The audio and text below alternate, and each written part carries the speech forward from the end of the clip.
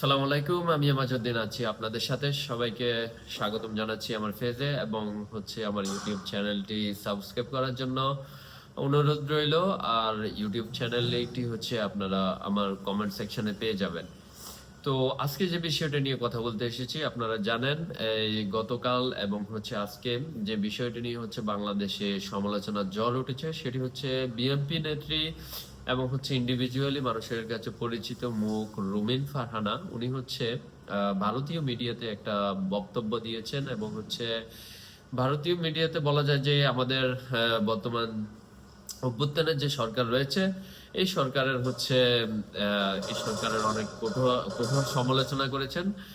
এই কঠিন সমালোচনা করা যেতেই পারে, সমস্যা নাই, কিন্তু এটা এখানে দেখার বিষয় ভারতীয় মিডিয়াতেই কেন আমাদের সরকারের সমালোচনা করতে হলো। দেখেন, আমাদের একজন পলিটিশিয়ান, একজন শিক্ষিত এডুকেটেড পলিটিশিয়ান, তিনি জানেন ভালো করে যে এই মুহূর্তে বাংলাদেশে মানুষের কাছে সবচেয়ে বিক্ষুব্ধ যে নামটা এবং সবচেয়ে বিক্ষুব্ধ যে ওয়ার্ডটা, যেটা তাদেরকে হার্ট করে, সেই ওয়ার্ডটা ভারত। বাংলাদেশের মানুষ ভারতের প্রশ্নে বাংলাদেশের মানুষ এক জায়গায় দাঁড়িয়ে থাকে, সেটা ভারত বিরোধী মনোভাব নিয়ে তারা দাঁড়িয়ে থাকে। আপনি যত খারাপই হন, আপনি যদি ভারত বিরোধী হন, বাংলাদেশের মানুষের চোখে আপনার জন্য ভালোবাসা এবং বাংলাদেশি মানুষের কাছে আপনার জন্য মায়া অবশ্যই থাকবে। এবং আপনি যত ভালো মানুষই হন, যদি আপনি ভারত প্রিয় হন এবং ভারত প্রেমী হন, অবশ্যই বাংলাদেশের মানুষের চোখে আপনি কোনো না কোনো ভাবে উপেক্ষিত হবেন। তো এই ক্ষেত্রে আমাদের একজন এডুকেটেড পলিটিশিয়ান, বিএনপি নেত্রী, উনি বিভিন্ন টকশোতে আসে এবং বড় বড় কথা বলে, অনেক জ্ঞানী ব্যক্তি উনি। এবং কিছু কিছু ক্ষেত্রে অনেক আগে থেকে আমি নিজেও তাকে রাজনৈতিক আইডল হিসেবে চিহ্নিত করেছিলাম। আমি অনেককে আমার রাজনীতির পথে আইডল মনে করি এবং তাদেরকে ফলো আপ করি। কিন্তু এখানে আসলে কি বলবো, দুঃখের একটা বিষয় আপনাদেরকে শেয়ার করি। আমি যাকেই আমার রাজনৈতিক আইডল মনে করি বা আমার লাইফের আইডল মনে করি, তারাই কোনো না কোনো না ভাবে তারা বিগড়ে যায়, বা কোনো না কোনো ভাবে তারা মানে মানুষের চোখে তারা বেশি দিন ভালো একটা ভালো ইমেজ ধরে রাখতে পারে না। সাপোজ টু বি, যদি আমি শেয়ার করি, এই যে রুমিন ফারহানা, ওনাকে আমি আমার রাজনৈতিক আইডল মনে করতাম, কিন্তু কি হলো, উনি এখন ভারত প্রেমী হয়ে গেল, মানে উনি বিগড়ে গেল। এটা একটা বিষয়। এরপরে আরো একজন মানুষ ধরেন, যাকে আমি আমার রাজনৈতিক আইডল মনে করতাম, উনি বিএনপির হাই কমান্ডের নেতা, সবার প্রিয় সালাউদ্দিন আহমেদ। উনি এক সময় মনে করেন, ইভেন এখনো স্টিল আমার কাছে উনি, আমি কেন জানি না, উনি আমার কাছে এখনো প্রিয়। এবং আমি ওনাকে এখনো কিছু কিছু ক্ষেত্রে আমার আইডল মনে করি রাজনৈতিক ক্ষেত্রে। কিন্তু উনিও কি ইদানিং ভারত প্রেমী হয়ে গেছেন। তো এরপরে আমি একদিন ওনার বাসাতে গিয়েছিলাম। ওনার বাসাতে যাওয়ার পরে ওনাকে তখন উনি ছিল আমার প্রচন্ড রকমের রাজনৈতিক আইডল। যার কারণে সালাউদ্দিন স্যারের বাসাতে একদিন আমি গিয়েছিলাম। এটা আন্দোলনের পরপরই বলতেছি, আন্দোলনের পরপরই যখন বন্যা চলতেছিল, তখন ওনার বাসাতে একদিন আমি গিয়েছিলাম। তো যাওয়ার পরে দেখতেছি উনি অনেকের সাথে বসলো এবং পাশাপাশি আমিও ছিলাম। তো উনি সম্ভবত, আপনারা বিষয়টা জানেন কিনা জানি, চিনবেন কিনা জানি না, উনি একটা বিষয় নিয়ে কথা বলতেছিল এবং এটা ছিল সারস, মানে এক ধরনের গাঁজা বা মেডিসিন জাতীয়। উনি এই বিষয়টি নিয়ে কথা বলতেছিল এবং ওনার নেতাদের সাথে কথা বলতেছিল। তো ওখানে আমিও ছিলাম, কিন্তু আমি আসলে এখানে বিষয়টাতে একটু অবাকই হলাম। কেননা যাকে আমি আমার রাজনৈতিক আইডল মনে করি এবং যার স্থানটা আমার কাছে অনেক বেশি উপরে ছিল, মনে করেন বিএনপির একজন সর্বোচ্চ নেতা, হাই কমান্ডের একজন নেতা, যাকে ইন্ডিভিজুয়ালি হাজার হাজার লাখ লাখ লোক ভালোবাসে, তার সে কথা বলতেছে সামান্য একটা সারস বা গাঁজা টাইপের এরকম কিছু একটা নিয়ে কথা বলতেছে যে ওনারা যদি ক্ষমতায় আসে বা এটাকে ওনারা লিগালাইজ করার চেষ্টা করবে, এটা নেশা জাতীয় দ্রব্য আর কি। তো ওটা আমার কাছে অবাক লাগলো। আমি ভাবলাম, যাকে আমি আইডল মনে করি, যাকে জনগণ আইডল মনে করে, তাদের চিন্তা ভাবনা কতটা নিচে পড়ে আছে যে তারা এখনো এই ছোটখাটো বিষয় নিয়ে কথা বলে। যেখানে তাদের কথা বলার ছিল পুরো দেশ নিয়ে, সেখানে তারা দেশের ছোটখাটো বিভিন্ন বিষয় নিয়ে কথা বলতেছে। এটা আমার কাছে অবাক লাগলো। দেন আমি আমি যে ব্যাপারটাতে তার সাথে দেখা করতে গিয়েছিলাম, আমার কাছে কিছু ডকুমেন্ট ছিল। গুলিস্তানে একটা নিউ মার্কেটের সাথে গুলিস্তান নিউ মার্কেটের সাথে একটা বড় একটা বিল্ডিং ছিল। কোনো না কোনো ভাবে আমার কাছে ডকুমেন্টেশন ছিল যে ওখানে অনেকজন মানুষ হয়তো গুম অবস্থায় আছে। তো আমি আমার রাজনৈতিক আইডল, আমি চিন্তা করলাম যে উনি নিজেও একটা পর্যায়ে ভারতে গুম ছিল, যেটা আমরা জানতাম আর কি। তো আমি চিন্তা করলাম উনি যেহেতু নিপীড়নের শিকার হয়েছে, ওনাকে বিষয়টা শেয়ার করি এবং হচ্ছে আমার কাছে যে ডকুমেন্টস গুলো আছে এগুলা তার সাথে শেয়ার করি। Maybe I will be better suggestion from him, I can get a better suggestion from him.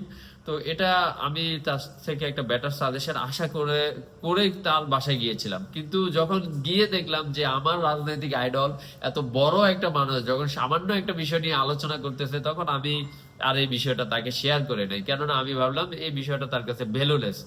কেননা আমরা একজন মানুষকে আসলে তার কাজ দিয়ে বিবেচনা করি। একজন মানুষ ধরেন ধরেন একজন মানুষ হচ্ছে ট্যাক্সি চালায়, ধরেন একজন মানুষ হচ্ছে সিএনজি চালায়, তার কাছে অডি গাড়ির মূল্য কি থাকবে? তার সাথে যদি আপনি অডি গাড়ির বিষয়ে ডিসকাস করেন, এটা তার কাছে কি ভ্যালুলেস মনে হবে। তো ওই সময়ে বিষয়টা আমার কাছে এরকম মনে হয়েছিল যে বিশাল একজন নেতা, উনি কিনা কথা বলতেছেন সামান্য একটা সারস নেশা জাতীয় দ্রব্য নিয়ে লিগালাইজ করার ব্যাপারে। ও sheet, so what I am come why I am came here to share something else? No, এটা হতেই পারে না। আমি কেন এখানে আসলাম এটাই আমাকে ওয়েস্ট মনে হচ্ছিল। আচ্ছা যাই হোক, আজকে যে বিষয়টা নিয়ে কথা বলতেছিলাম, coming to the point, BNP নেত্রী হচ্ছে রুমিন ফারহানা। ওনাকে হচ্ছে অনেকেই হচ্ছে ইন্ডিভিজুয়ালি ভালোবাসে এবং হচ্ছে ব্যক্তিগতভাবে আমিও কিছু কিছু ক্ষেত্রে তাকে রাজনৈতিক আইডল মনে করতাম। কিন্তু বলে না, আমি যাকে রাজনৈতিক আইডল মনে করি সেই হচ্ছে বিগড়ায় যায় বা ভারত প্রেমী হয়ে যায়, কেন জানি না, আল্লাহ মালুম। বাট আমি হচ্ছে ভারত বিরোধী এবং হচ্ছে শুরু থেকে আমি ভারত বিরোধী। এবং আপনারা জানেন, এটা ভালো করে জানেন যে শুরু থেকে আমি কতটা ভারত বিরোধী। তো এই যে বিষয়টা আমি ওনার উদ্দেশ্যে বলতে চাই, এই যে আপনি যে সরকারের সমালোচনা করলেন ভারতের মিডিয়াতে গিয়ে, আপনি মূলত হচ্ছে ভারতের মিডিয়া এবং ভারতের সরকারকে খুশি করলেন। এবং কেন খুশি করলেন এবং সেটা একমাত্র আল্লাহ জানে, বাট উই জাস্ট গেস। আমি মনে করি এরকমটা হতেই পারে যে তার কোনো ভিডিও হয়তো বা তার কোনো অডিও রেকর্ড ভারতের মিডিয়া অথবা ভারতের গভর্নমেন্ট অথবা ভারতের ইন্টেলিজেন্স সংস্থার কাছে রয়েছে, বিশেষ করে রয়ের কাছে থাকতে পারে। যার কারণে হয়তোবা উনি মানুষের এই সরকারের, যে সরকারকে মানুষ বসালো ওই সরকারের সমালোচনা করলো ভারতীয় মিডিয়ার কাছে গিয়ে। তো আলটিমেটলি উনি ভারতকেই খুশি করলো, ভারতের গভর্নমেন্টকে খুশি করলো এবং ভারতের মিডিয়াকেই খুশি করলো। এবং আন্তর্জাতিক পর্যায়ে যেখানে এটা স্বীকৃত যে ভারতের মিডিয়া হচ্ছে এই দেশের সরকার এবং এই দেশের বিরুদ্ধে হচ্ছে প্রোপাগান্ডা চালাচ্ছে, এইরকম একটা জায়গায় এরকম একটা সিচুয়েশনের মধ্যে দাঁড়িয়ে বিএনপি নেত্রী ওই ভারতীয় মিডিয়াকে সাক্ষাৎকার দিয়ে তিনি প্রমাণ করে দিলেন যে উনি আসলে ভারতীয় মিডিয়াদের পক্ষে এবং হচ্ছে ভারতের মিডিয়ারা যেটা বলছে এবং যে প্রোপাগান্ডাটা চালাচ্ছে ইট ইজ অলমোস্ট ট্রু, উনি এটা প্রকাশ করে দিলেন। তো বিএনপি দল হিসেবে বলতেছে যে আমরা সরকারকে অনেক সাপোর্ট করি, আমরা সরকারের পাশে আছি, বাট কাজের ক্ষেত্রে দেখা যাচ্ছে যে তাদের নেত্রী গিয়ে হচ্ছে ভারতের মিডিয়ার কাছে এই সরকারের বদনাম করতেছে।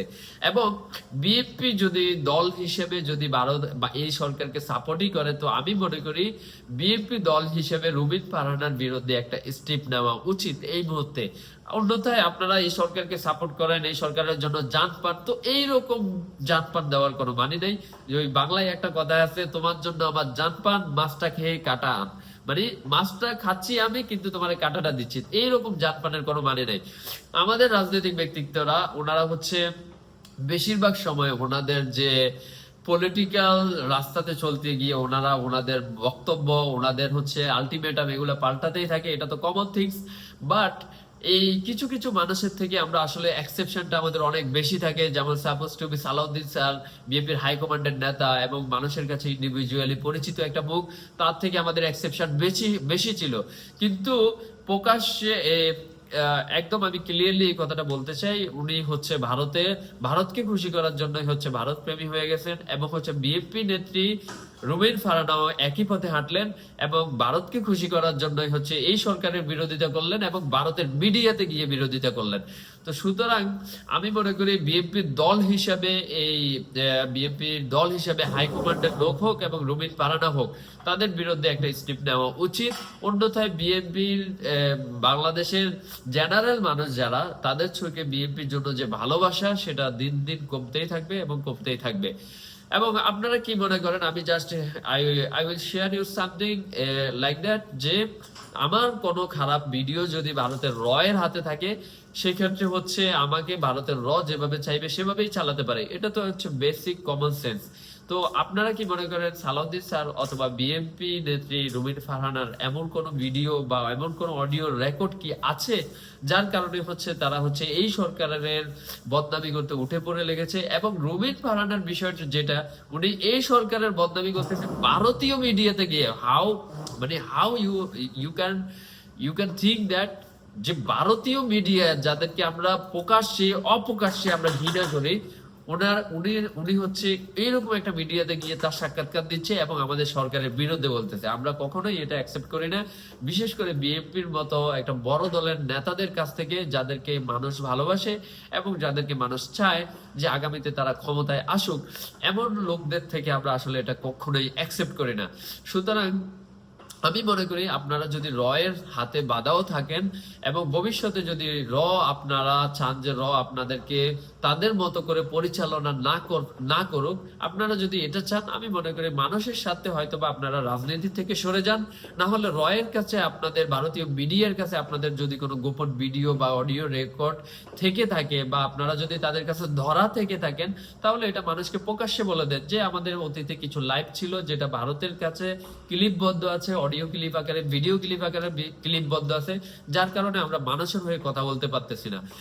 সাপোজ টু বি, যদি অন মাই সেলফ, যদি আমার ক্ষেত্রে ভবিষ্যতে যদি কখনো এরকম একটা দিক আসে, ধরেন আমি ইয়াং জেনারেশনের একজন ছেলে, বিভিন্ন মেয়ের সাথে আমার রিলেশন আগেও ছিল, বর্তমানেও আছে, হয়তো বা ভবিষ্যতেও থাকবে। তো এইরকম একটা পর্যায়ে এসে যদি এরকম কখনো প্রকাশ পায় যে আমার একটা ভিডিও, আমি যখন বুঝতে পারবো আমার একটা ভিডিও বা অডিও ক্লিপ যদি ভারতের হাতে থাকে এবং তারা যদি আমাকে আমার দেশ এবং আমার দেশের মানুষের বিরুদ্ধে পরিচালনা করতে চায়, এই ভিডিও, এই অডিও ক্লিপ দেখিয়ে ব্ল্যাকমেইল করতে চায়, তখন আমি প্রকাশ্যে হয়তো বা মানুষকে আমার এই ব্যর্থতাটা বলে দিব। আর না হলে আমি অপ্রকাশ্যে রাজনীতি থেকে সরে যাব। তারপরেও আমি চাইবো না প্রকাশ্যে হোক অপ্রকাশ্যে হোক, ডাইরেক্টলি অর ইনডাইরেক্টলি ভারত আমাকে ইউজ করুক আমারই দেশের মানুষের বিরুদ্ধে। আসসালামু আলাইকুম, সবাই ভালো থাকবেন এবং এখন থেকে আমার থেকে রোজ ভিডিও পাবেন। আমার ইউটিউব চ্যানেল সাবস্ক্রাইব করার জন্য অনুরোধ রইল। এবং যদি আমার কথা কখনো অযৌক্তিক হয় এবং অযুক্তিসঙ্গত মনে হয়, সেক্ষেত্রে আপনারা আনসাবস্ক্রাইব করে আমার ইউটিউব থেকে বের হয়ে যাবেন এবং হচ্ছে আমার ফেস থেকে বের হয়ে যাবেন। কেননা একজন অযৌক্তিক মানুষের সাথে থাকার কোনো মানেই হয় না। সবাই ভালো থাকবেন, আল্লাহ হাফেজ। Video link and the YouTube channel links in the comment below. সবাই ভালো থাকবেন, আসসালামু আলাইকুম।